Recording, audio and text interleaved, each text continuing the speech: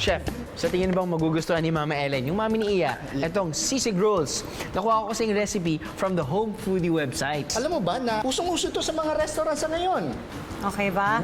Kuhang-kuha ang linamnam Aha. ng iyong sisig roll. Ayun. At siguradong magugustuhan to ng mami ni Iya.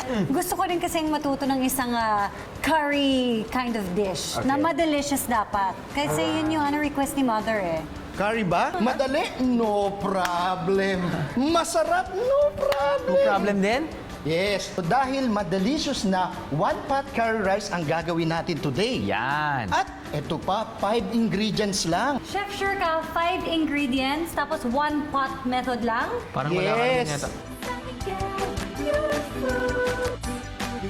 Just put all ingredients in a rice cooker. Rice cooker lang, Chef. Yeah. Kung wala kang rice cooker, pwede kang gumamit ng ordinaryong kaldero. Simulan na natin. Gagamit tayo ng jasmine rice. Okay?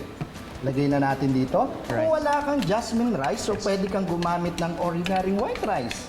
Yan, ilagay natin ang ating tomato sauce. And then, ilagay natin ang ating chicken stock or chicken cubes na dinisolve natin sa 3 cups ng hot water.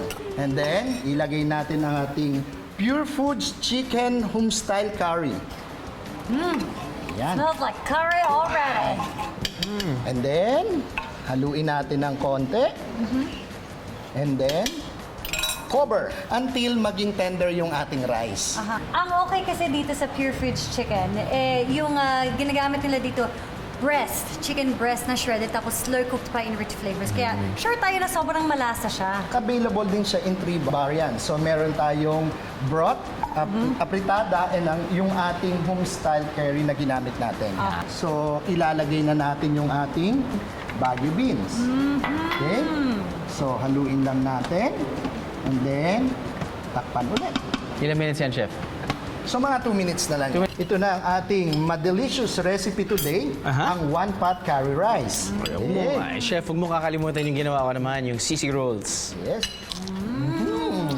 If you want to know kung paano ko niluto yung sisig rolls, just download the Home Foodie Madelicious Meals mobile app on your smartphones.